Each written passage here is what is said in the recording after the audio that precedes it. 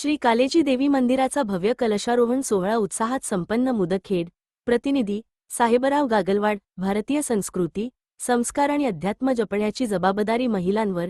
जगद्गुरू श्री विद्यारण्य भारती. मुदखेड शहरातील श्रद्धास्थान असलेल्या श्री कालेजी देवी मंदिरात आयोजित करण्यात आलेला भव्य कलशारोहण सोहळा अत्यंत उत्साहपूर्ण आणि भक्तिमय वातावरणात संपन्न झाला. गुरुवार दिनांक 7 मे ते 14 मे 2026 या कालावधीत विविध धार्मिक, सांस्कृतिक व आध्यात्मिक कार्यक्रमांचे आयोजन करण्यात आले होते.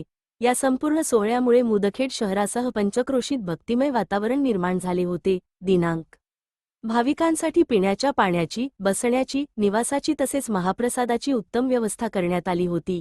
महिला मंडळ, युवक मंडळ आणि ग्रामस्थांनी उत्सव यशस्वी करण्यासाठी मोठे परिश्रम घेतले. कलशारोहण सोहळ्यामुळे मुदखेड शहरात धार्मिक एकात्मता, भक्तिभाव आणि सामाजिक सलोखा अधिक दृढ झाल्याचे चित्र पाहायला मिळाले. पंचक्रोशीतील नागरिकांनी मोठ्या श्रद्धेने या उत्सवात सहभाग घेतल्याने हा सोहळा ऐतिहासिक ठरला. श्री कालेजी देवी मंदिराचा हा कलशारोहण उत्सव केवळ धार्मिक कार्यक्रम न राहता भारतीय संस्कृती, अध्यात्म आणि समाजजागृतीचा संदेश देणारा प्रेरणादायी सोहळा ठरला. श्रद्धा, भक्ती आणि संस्कारांचा सुंदर संगम अनुभवण्यासाठी हजारो भाविकांनी उपस्थिती लावून या उत्सवाला अभूतपूर्व प्रतिसाद दिला. दिव्य भारत BSM न्यूज प्रतिनिधी साहेबराव गागलवाड.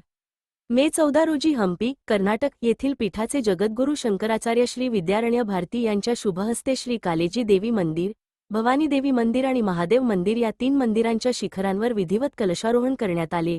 वैदिक मंत्रोच्चार, होमहवन आणि विविध धार्मिक विधींनी हा सोहळा अत्यंत मंगलमय वातावरणात पार पडला.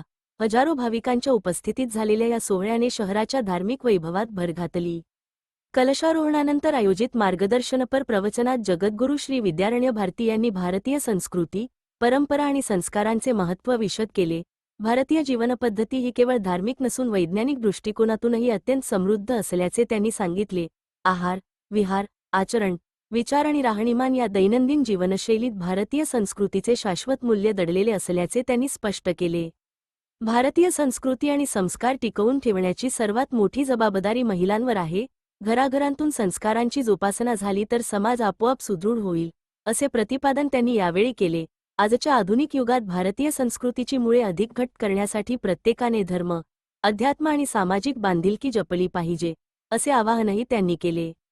दिनांक मे 13 रोजी जगद्गुरू श्री विद्यारण्य भारती यांचे मुदखेड शहरात आगमन होताच त्यांचे मोठ्या उत्साहात स्वागत करण्यात आले.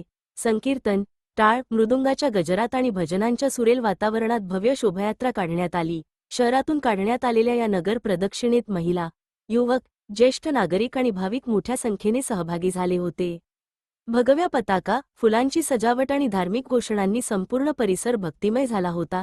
या सोहळ्यासाठी मुदखेड शहरातील माहेरवाशिणी, लेकी, बाळी तसेच त्यांचे कुटुंबीय, मित्रपरिवार आणि पंचक्रोशीतील हजारो भाविक मोठ्या संख्येने उपस्थित होते. सर्वांनी श्री कालेजी देवीचे दर्शन घेत महाप्रसादाचा लाभ घेतला. मंदिर परिसरात आकर्षक विद्युत रोषणाई, फुलांची सजावट आणि पारंपरिक रांगोळ्यांनी उत्सवाचे सौंदर्य अधिक खुलून दिसत होते. या उत्सवानिमित्त विविध धार्मिक कार्यक्रमांचे आयोजन करण्यात आले होते. भजन, कीर्तन, प्रवचन, हरिपाठ आणि महाआरती यामुळे संपूर्ण आठवडा भक्तिमय वातावरणात गेला. विशेष म्हणजे भागवत कथाकार भ. अमोल महाराज नलेगावकर भगवतकर यांनी आपल्या मधुर वाणीतून भक्ती, संस्कार, समाजप्रबोधन आणि धर्माचे महत्त्व यावर प्रभावी निरूपण केले. त्यांच्या प्रवचनाला भाविकांनी मोठी गर्दी केली होती. तसेच कालिदास महाराज गुंज, टाकळीचे महाराज आणि विविध संत, महंत यांच्या उपस्थितीने सोहळ्याला विशेष आध्यात्मिक उंची प्राप्त झाली.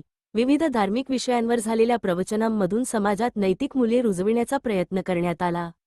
या सोहळ्यासाठी नांदेडचे लोकनियुक्त खासदार रवींद्र चव्हाण तसेच पप्पू पाटील कोंढेकर यांनीही उपस्थिती दर्शवून देवीचे दर्शन घेतले.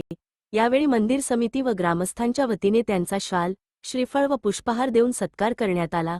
उपस्थित मान्यवरांनी मंदिराच्या धार्मिक व सामाजिक कार्याचे कौतुक केले.